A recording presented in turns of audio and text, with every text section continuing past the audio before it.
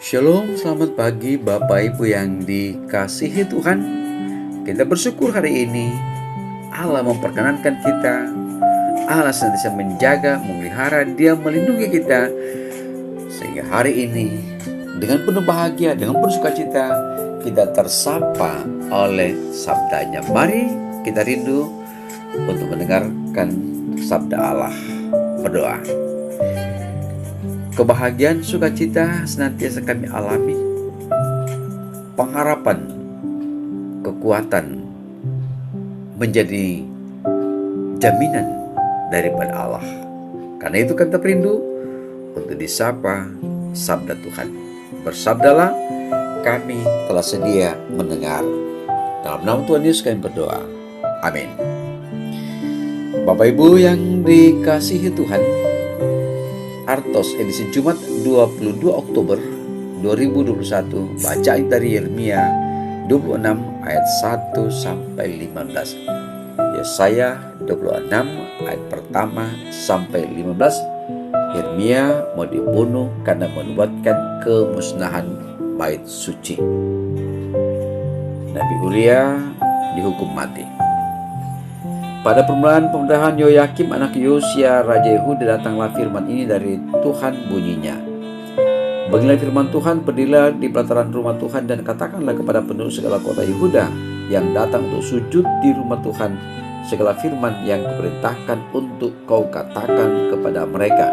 Janganlah kau kurangi sepatah kata pun. Mungkin mereka mau mendengarkan dan masing-masing mau berbalik dan tingkah langkahnya yang jahat, sehingga aku menyesal akan malapetaka yang kurancangkan itu terhadap mereka oleh karena perbuatan mereka yang jahat. Jadi katakanlah kepada mereka, beginilah firman Tuhan, jika kamu tidak mau mendengarkan aku, tidak mau mengikuti Tauratku yang telah kubentangkan di hadapanmu, dan tidak mau mendengarkan perkataan hamba-hambaku, para nabi yang terus menerus kuutus kepadamu, tetapi kamu tidak mau mendengarkan, maka aku akan membuat rumah ini sama seperti Silo, dan kota ini menjadi kutuk bagi segala bangsa di bumi. Para imam, para nabi, dan seluruh rakyat mendengar Yeremia mengucapkan perkataan-perkataan itu dalam rumah Tuhan. Lalu sesudah Yeremia selesai mengatakan segala apa yang diperintahkan Tuhan untuk dikatakan kepada seluruh rakyat itu, maka para imam, para nabi, dan seluruh rakyat itu menangkap dia serta berkata, engkau harus mati. Mengapa aku bernubuat demi nama Tuhan dengan berkata, rumah ini akan sama seperti Silo, dan kota ini akan menjadi runtuhan sehingga tidak ada lagi penduduk?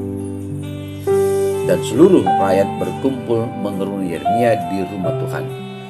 Ketika para pemuka Yehuda mendengar tentang hal itu, pergilah mereka dari istana raja ke rumah Tuhan, lalu duduk di pintu gerbang baru di rumah Tuhan. Kemudian berkatalah para imam dan para nabi itu kepada para pemuka dan kepada seluruh rakyat itu, katanya, orang ini patut mendapat hukuman mati, sebab ia telah bernubuat tentang kota ini seperti yang kamu dengar dengan telingamu sendiri. Tetapi Yeremia berkata kepada segala pemuka dan kepada seluruh rakyat itu, katanya, Tuhanlah yang telah mengutus aku supaya bernubuat tentang rumah dan kota ini untuk menyampaikan segala perkara yang telah kamu dengar itu. Oleh sebab itu, perbaikilah tingkah lakumu dan perbuatanmu, dan dengarkanlah suara Tuhan Allahmu, sehingga Tuhan menyesal akan malapetaka yang diancamkannya atas kamu. Tetapi aku ini, sesungguhnya aku ada di tanganmu. Perbuatlah kepadaku apa yang baik dan benar di matamu. Hanya ketahuilah sungguh-sungguh bahwa jika kamu membunuh aku, maka kamu mendatangkan darah orang yang tak bersalah atas kamu dan atas kota ini dan penduduknya. Sebab Tuhan benar-benar mengutus aku kepadamu untuk menyampaikan segala perkataan ini kepadamu. Demikian sabda Allah. Saudara-saudara yang sama dikasih Tuhan, ketika Allah memanggil Yeremia untuk pelayanan kenabian ini, Dia menjelaskan bahwa pekerjaannya tidak akan mudah. Namun Dia berjanji untuk menguatkan dan melindunginya. Aku membuat engkau menjadi kota yang berkubu, menjadi tiang besi menentang Raja Yehuda. Mereka akan memerangi engkau, tapi tidak akan mengalahkan engkau. Sebab aku tidak engkau untuk melepaskan engkau. Pada Bandingkan ayat 18 dan 19. Saudara-saudara yang dikasihi Tuhan, tema dari perikop bacaan kita, tidak selalu ada perlindungan. Tidak selalu ada perlindungan. Pasal ini sebenarnya mengisahkan reaksi bangsa Yehuda ketika mendengarkan khotbah Yeremia tentang bait Allah. Para pembelahan pelayanan Yeremia di pemerintahan Raja Yoyakim. Reaksi awal dari para pemimpin rohani dan rakyat Yehuda sangat menggetarkan hati.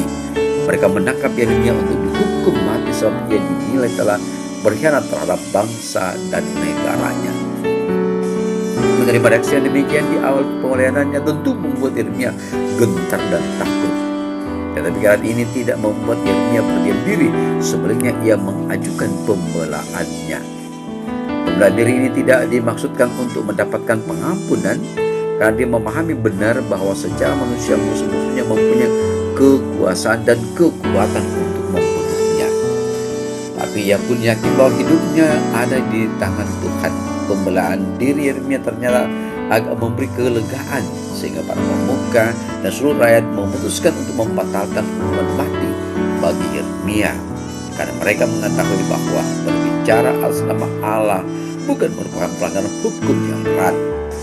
Mereka juga takut ditimpa malapetaka karena membunuh seorang nabi Allah. Namun apakah pembebasan Yeremia ini merupakan suatu tanda bahwa bangsa Yehuda terbuka hatinya terhadap firman-Nya? Tidak sama sekali. Kisah ini hanya memperlihatkan bahwa Allah tidak mengizinkan Yeremia dibunuh, sehingga tidak ada seorang pun yang berkuasa menyentuh nyawanya. Perlindungan dan jaminan Allah atas hambanya memang tidak selalu berupa keselamatan dari tangan musuh-musuhnya. Contohnya seorang nabi yang lain, Uria, yang mewartakan berita yang sama dan dihukum mati oleh Raja Yoyakim. Saudara-saudara yang sama-sama dikasihi Allah, ketika kita memberitakan firman-Nya, berbagai reaksi akan timbul. Ada yang menganggapnya sebagai angin lalu, ada pula yang menentang dan menolaknya dengan sengit, dan ada juga yang menerimanya. Ada pemberita firman-Nya yang dilindungi Allah, namun ada pula yang diizinkan Allah untuk dibunuh oleh musuh-musuh Injil.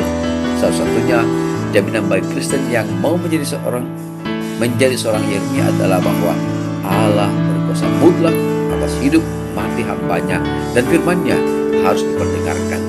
Siapkah kita? Roh Kudus membimbing dan menuntun kita semua. Amin. Mari Bapak Ibu berdoa. Kepadamu ya Allah,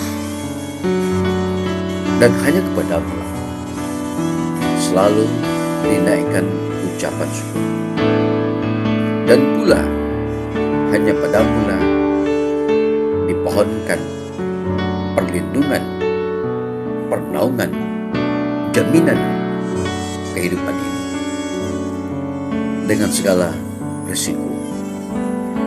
Bersyukur kami mendengarkan sabdamu lewat kitab Yeremia.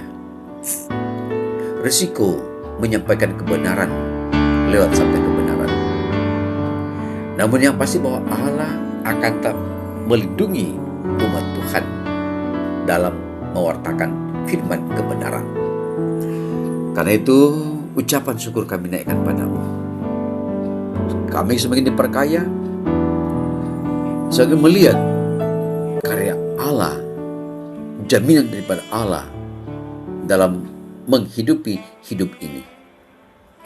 Kami berdoa untuk jemaat Tuhan, jemaat Sion, Tanjung Selor beserta dengan cabang kebaktian, tempat kebaktian dalam seluruh aktivitas mereka. Di sawah, di ladang, di kebun, di sekolah, di kantor, dan dimanapun. Berkenanlah Allah memberkati umat-Mu. Berkenanlah Allah menjawab doa-doa, seruan-seruan umat Tuhan. Bahkan beberapa keluarga mengalami duka cita karena kematian. Kami percaya bahwa tangan kasih Allah akan menguatkan dan menghiburkan umat Allah yang berduka. Sebagaimana pula Yeremia tetap dipimpin, tetap dibimbing, tetap dilindungi oleh Allah. Hiburkan segenap keluarga duka, pula yang dalam kegelapan tubuh, baik yang terawat di rumah mereka masing-masing, baik yang telah di rumah sakit, bahkan para lansia adalah keterbatasan mereka. Berkenanlah Tuhan senantiasa menguatkan mereka. Pemerintah bangsa negara kami selalu kami doakan dari pusat sampai ke daerah khususnya di Kabupaten Bulungan, Allah kiranya memberikan hikmat sehingga bersama-sama kami beraktivitas untuk kemajuan kabupaten ini, kemajuan bersama dalam bimbingan dan perlindungan kasih Allah. Ini doa kami Tuhan, dengarkan semua ini kami alaskan dalam nama Yesus Tuhan kami hidup. Amin. Demikianlah Bapak Ibu yang sama-sama Allah kasih warga Jemaat Sion dan Selor di cabang kabupaten, tempat kabupaten dan senam kaum keluarga, senam jemaat Tuhan dimanapun berada. Selamat pagi, salam sejahtera. Tetap jaga protokol kesehatan dengan memakai masker dan menjaga jarak dan mencuci tangan. Tuhan beserta kita. Shalom.